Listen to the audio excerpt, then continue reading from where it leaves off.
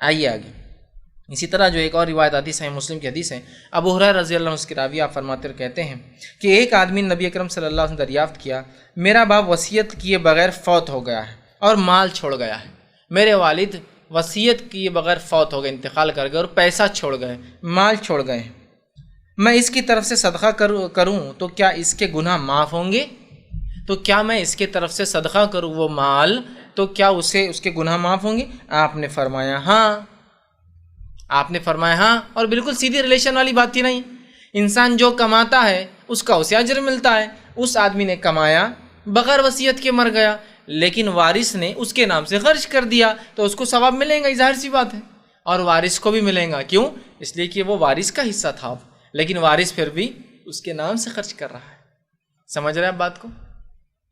سمجھ رہے ہیں آپ بات کو؟ لیکن اس میں یہ چیز کا دھیان دے، بہت سی بار میں نے دیکھا جب وراثت کا معاملہ آتا ہے تو بھائی کیا کرتے ہیں، معلوم، وراثت لے لیتے اور بولتے بہنوں کا وراثت صدقہ کر دیا ابا کے نام سے، چونکہ تم کو ابا نے جہیز دیے تھے نا، یہ کیے تھے نا، وہ کیے تھے نا، تو تمہاری صدقہ اور ہماری ہم لیں گے. ارے واہ، یہ کون سا اصول ہوا بھائی؟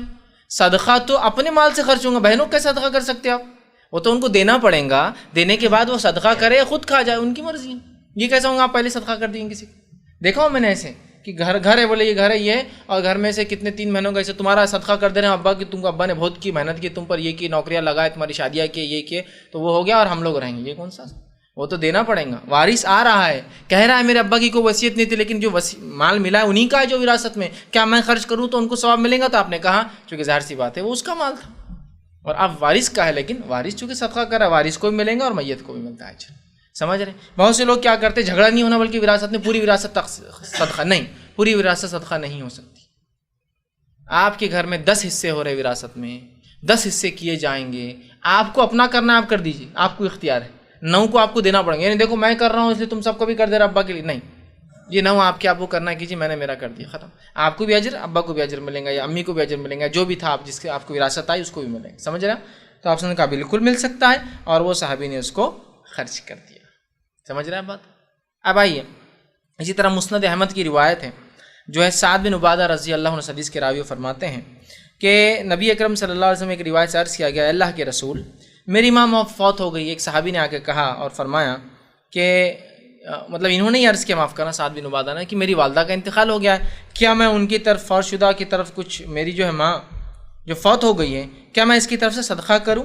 آپ صلی اللہ علیہ وسلم فرمایا ہاں تم صدقہ کرو اس کی طرف سے. تو انہوں نے سوال کیا، حضرت سعد بن عبادہ نے رضی اللہ عنہ کہ دریافت کیا کہ کون سا صدقہ بہتر ہے؟ تو آپ نے فرمایا پانی پلا لوگوں کو، پانی پلا لوگوں کو. اس لیے کہ عرب میں سب سے اشد ضرورت پانی کی ہوتی ہے.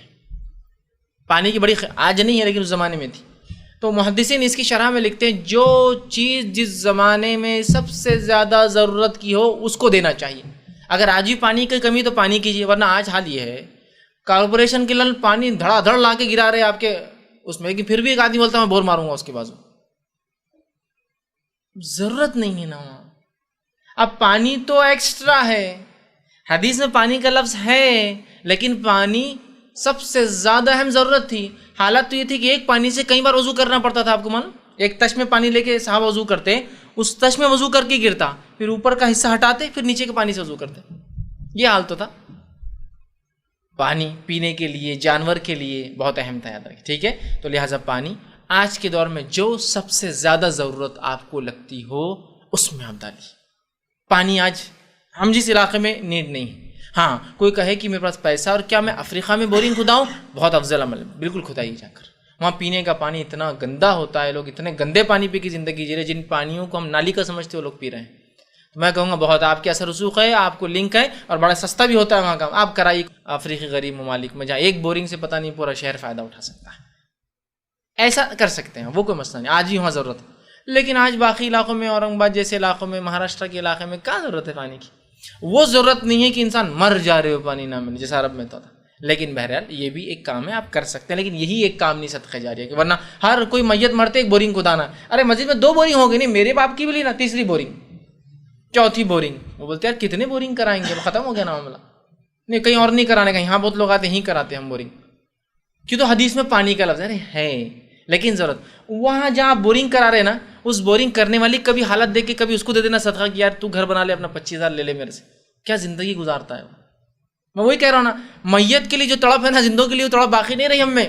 وہ بورنگ کرنے والا پتہ نہیں وہ سڑی ہوئی روٹیاں کھا رہا ہے، پتہ نہیں کہاں سے لا کے سوکی ہوئی ڈبا کے. دیکھیے مشین کے نیچے سوتے رہتے. کبھی وہ خیال نہیں آتا کہ بورنگ ثواب جاریہ کے لیے اگر اس انسان کی زندگی بنا دوں گا تو یہ کیا ثواب جاریہ ہوں. وہ کیلکولیشن ہی نہیں رہا، بس معاملہ الگ ہی ہے ہمارا تھوڑا سا. وہ ٹارگٹ کیجیے اپنے آڈینس کو، ثواب کو ٹارگٹ کیجیے، کہاں مجھے کرنا ہے، کس سے میں حاصل کروں اور کتنا مجھے لینا ہے ثواب. جیسا ہم منافع کیلکولیٹ کرتے ثواب بھی کیلکولیٹ کیجیے ہر چیز کے اندر.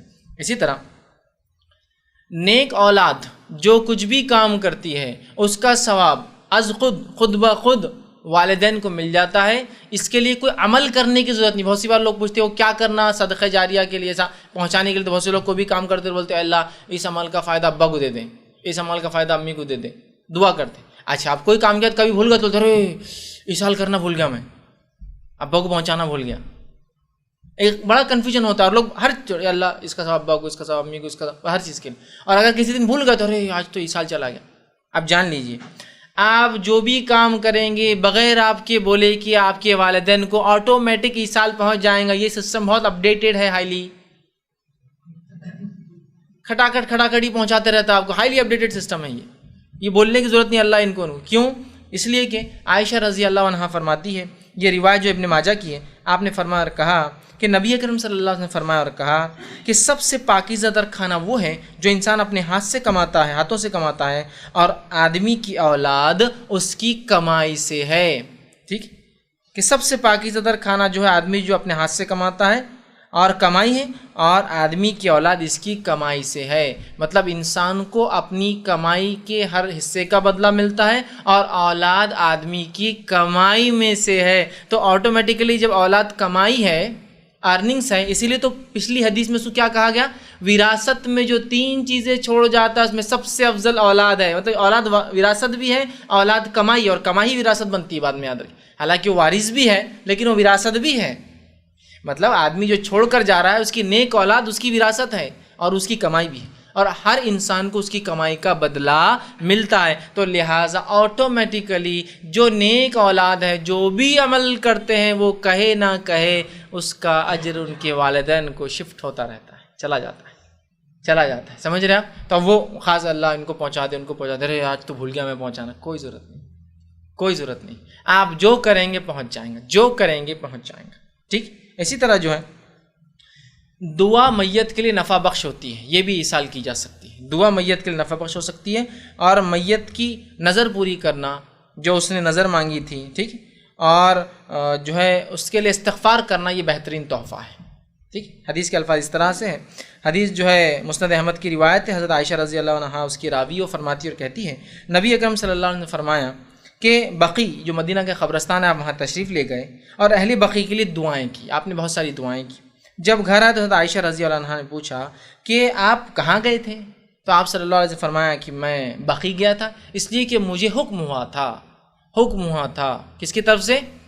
اللہ کی طرف سے. مجھے حکم ہوا تھا اور فرمایا مجھے اللہ کی طرف سے اہل بقی کے لیے دعا کرنے کا حکم دیا گیا تھا. مطلب نبی اکرم صلی اللہ علیہ وسلم نے اہل بقی کے لیے دعائے مغفرت کی، یاد رکھی. ٹھیک. ویسے بقی کا نام بقی غرقد یہ زیادہ صحیح نام ہے.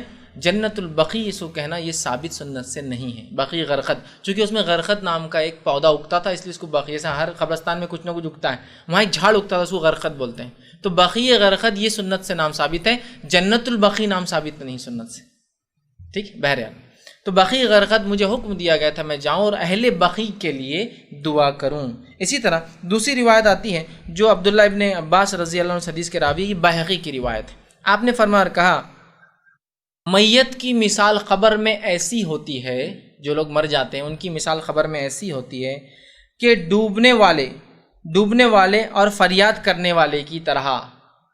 خبر میں انسان کی کیفیت ایسی ہوتی ہے جیسا ڈوبنے والا سامنے کھڑے ہوئے انسان کو فریاد کرتا ہے مجھے ڈوبنے سے بچاؤ.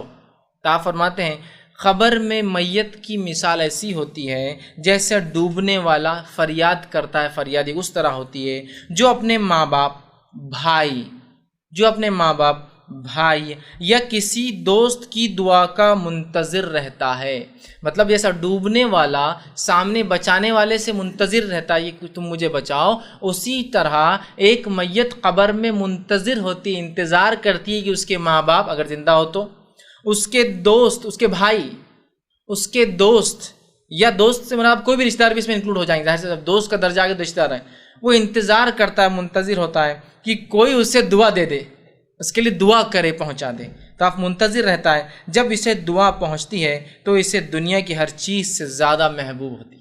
اور جب اسے کوئی دعا دیتا ہے، اللہ میرے دوست کی مغفرت کر، میرے چچا کی مغفرت کر، میرے ماموں کی مغفرت کر، میرے والدین کی مغفرت کر، میرے جو بھائی کی مغفرت کر، اللہ ان مسلمانوں کی مغفرت کر، اللہ ان شہداء کی، آپ جب بھی کرتے ہیں تو وہ انسان کو اتنی خوشی ہوتی ہے، یا اس کا معنی ہوتا ہے خوشی ہوں گی روز قیامت، چونکہ اب تو وہ عالم برزخ میں، یا واللہ عالم چونکہ غیب کا معاملہ ہے، اتنی خوشی ہوتی ہے جتنی خوشی دنیا میں کسی چیز کے پانے سے انسان کو نہیں ہوتی ہے. تو کیا ہم اپنے میت کے لیے دعا نہیں کریں گے؟ اور ایسا بہترین سسٹم کہیں سے بھی کیجئے، چاند پر بھی اگر جانے کا موقع ملے وہاں سے بھی کیجئے تو یہ پہنچ جاتا ہے. اور نہیں غلط فہمی، اب خبر کے پاس نہیں جاتے دعا کیسے کریں گے؟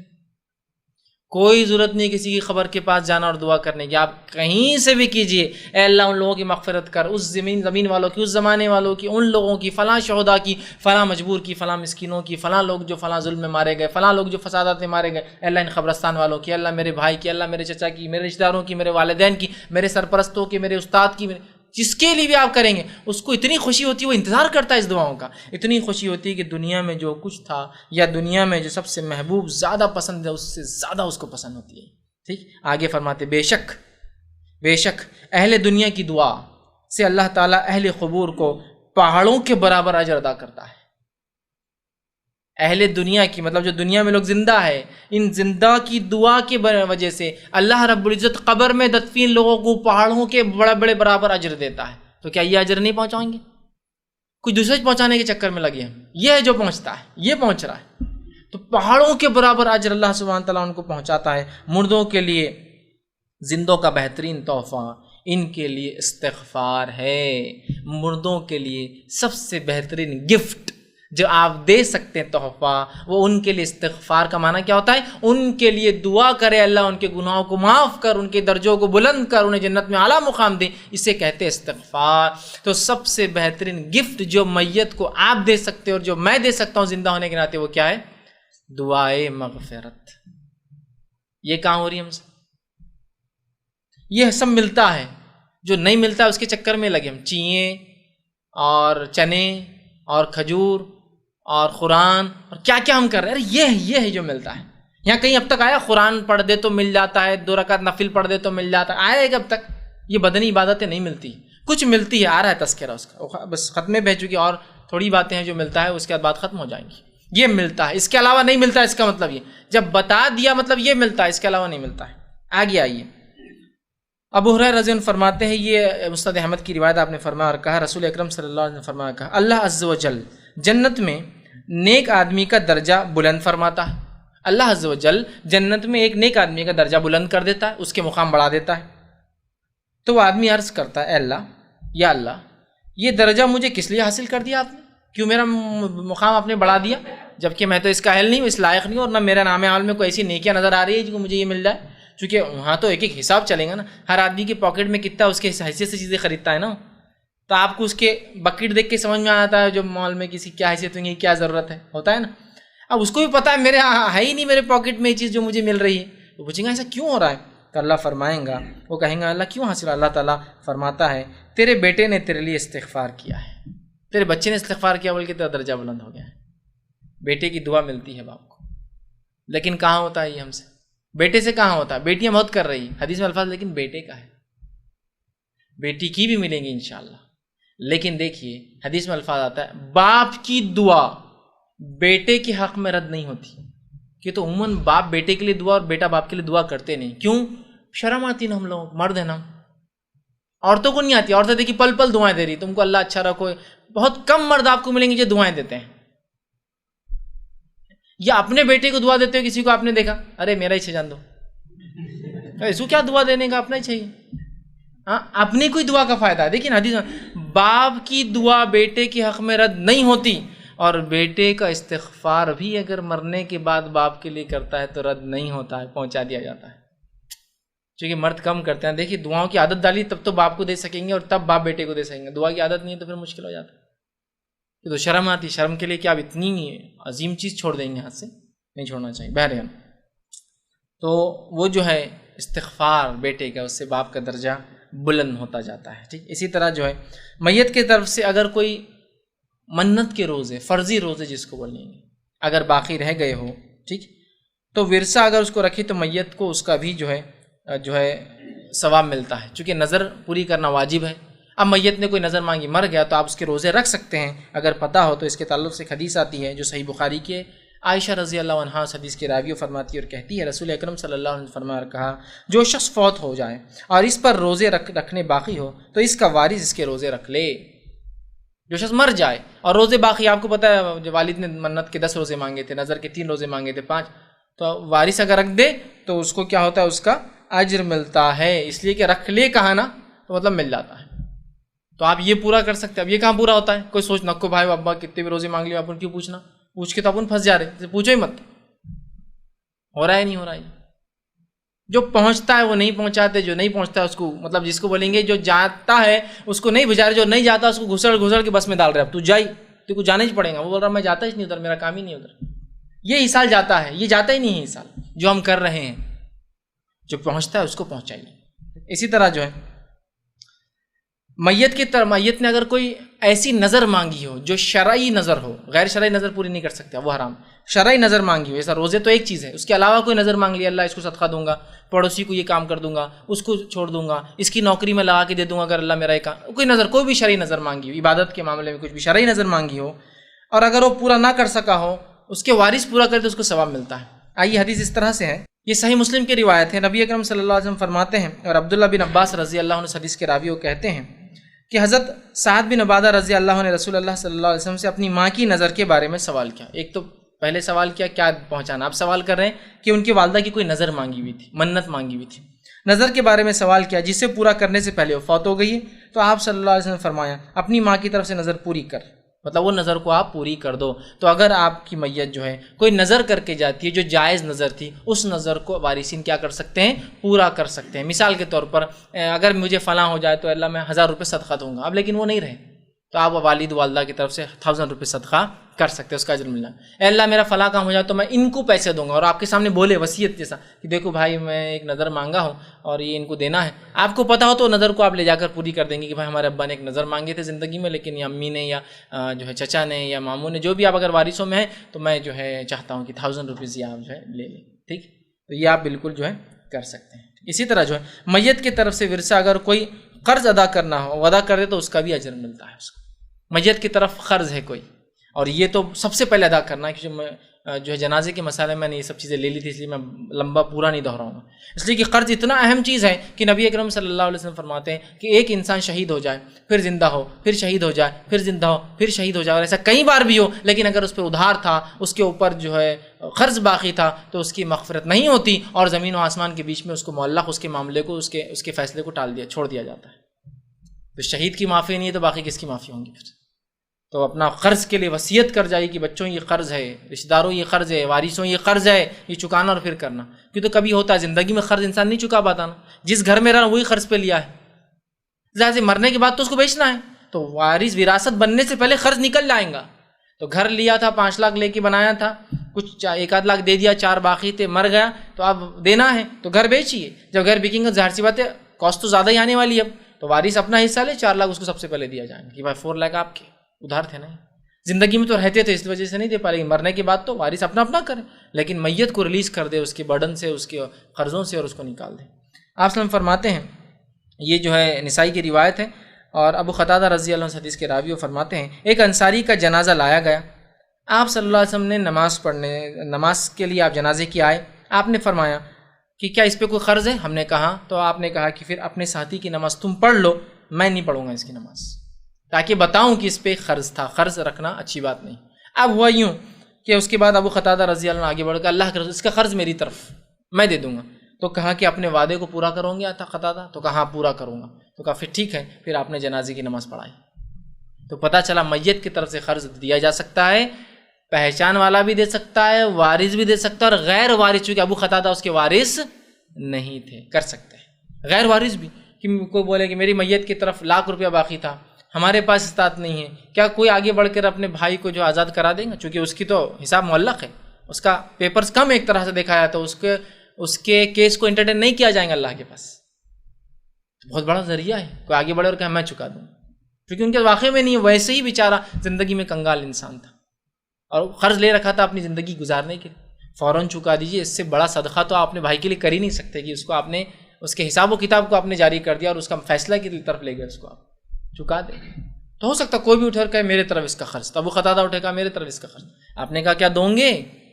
دیکھیے تاکید کتنی ہے، چونکہ انسانوں کا معاملہ ہے نا، کہاں دوں گا، وفا کروں گے اپنے وعدے سے، کہاں وفا کروں گا، پورا کروں گا، ٹھیک ہے میں پڑھا دیتا ہوں، تو یہ بھی ملتا ہے۔ اسی طرح جو ہے مرنے والے پر اگر ہر حج فرض ہو یا مرنے والے نے حج کی نظر مانگی ہو اور پورا نہ کر سکا ہو تو اس کے وارث وہ حج اور عمرہ بھی کر سکتے ہیں۔ یہ وہ بدنی عبادت ہے جو ثابت ہے، روزے رکھنا، حج اور عمرہ کرنا، اس کے علاوہ کوئی بدنی عبادت، جیسا آپ بولیں گے پھر حج کر سکتے تو قرآن کیوں نہیں پڑھ سکتے؟ تو اس لیے کہ حج کا تذکرہ آیا ہے، قرآن کا تذکرہ نہیں آیا ہے۔ حج کا اور عمرے کا تذکرہ آیا ہے، ذکر و اذکار کا تذکرہ نہیں، استغفار کا تذکرہ آیا ہے لیکن ذکر و اذکار کا نہیں، کہ لا الہ الا اللہ محمد رسول اللہ پڑھ کے 70,000 بار پارسل کر دیے، یا لا الہ الا انت سبحانک انی کنت من الظالمین یہ آیت پڑھ کر جو ہے 1,00,000 بار پارسل، یہ نہیں ہے نا ثابت۔ وہی تو میں کہہ رہا ہوں، ہم تو لکیر کے فقیر ہیں، ثابت ہے تو کچھ بھی مان لیں گے اور نہیں ہے تو کچھ بھی نہیں مانتے، پھر ہم یہ بدنی عبادتیں ثابت ہے تو کرنا ہے، جو ثابت نہیں وہ نہیں کر سکتے نا۔ نہیں استغفار بھی تو آپ کریں گے اس سے، ہاں تو پھر ہم اگر 1,00,000 بار استغفار کر لے تو میرے بھائی 1,00,000 بار کی تعداد آپ کو کس نے فکس کر کے دی؟ مسئلہ یہاں شروع ہو جاتا ہے، تعداد کیوں فکس کریں؟ آپ کتنے بار بھی استغفار کیجیے، کتنے بار بھی دعا کیجیے، ٹھیک ہے۔ تو بہرحال یہ بدنی عبادت ہو سکتی ہے۔ صلی اللہ علیہ وسلم نے اس تعلق سے میت کی طرف سے حج یا عمرہ کیا ہے تو اس کا ثواب اس کو ملتا ہے۔ اس تعلق سے حدیث اس طرح سے عبداللہ بن عباس رضی اللہ عنہ اس کے راوی ہی جو صحیح بخاری کی روایت ہے، اور ایک صحابی جو ہے وہ حضرت عبداللہ بن عباس رضی اللہ عنہ فرماتے ہیں کہ ایک شخص آیا اور قبیلے جو ہے بہینہ کی ایک عورت آئی اور نبی اکرم صلی اللہ علیہ وسلم خدمت میں آ کر پوچھا اور عرض کیا میری ماں نے حج کی نظر مانگی تھی لیکن اس حج کر نہیں سکی اور اس سے پہلے ہی وہ فوت ہو گئی، کیا میں اس کی طرف سے حج ادا کر دوں؟ نبی اکرم صلی اللہ علیہ وسلم فرمائے اور کہا ہاں اس کی طرف سے حج ادا کر دیں، یعنی اس کا ثواب اسے جو مل جائے گا۔ اور ہاں سنو، اگر تمہارے والدہ پر قرض ہوتا تو کیا تم اسے ادا نہ کرتے؟ تو انہوں نے کہا ہاں بالکل میں ادا کرتی۔ تو بس پھر کہا یہ بھی ایک قرض ہے، اس کو بھی ادا کر دو۔ حج جو نظر مانگی تھی یہ ایک طرح کا قرض ہے کہ اللہ سے وہ کیا تھا کہ اللہ میں کروں گا، نہیں کر پائی تو لہٰذا تم کر دو، جیسا کہ تم قرض ادا کرتی ویسے اس نظر کو بھی ادا کر دو۔ تو پتہ چلا جائز منتیں پوری کی جا سکتی ہے، حج کیا جا سکتا ہے، عمرہ کیا جا سکتا ہے، استغفار کیا جا سکتا ہے اور دعائیں کی جا سکتی ہے، اس کی جو کام کیا ہوا اس کو آگے بڑھایا جا سکتا ہے۔ یہ بہت ساری چیزیں تھیں جو ہم کر سکتے ہوئے۔ اب آئیے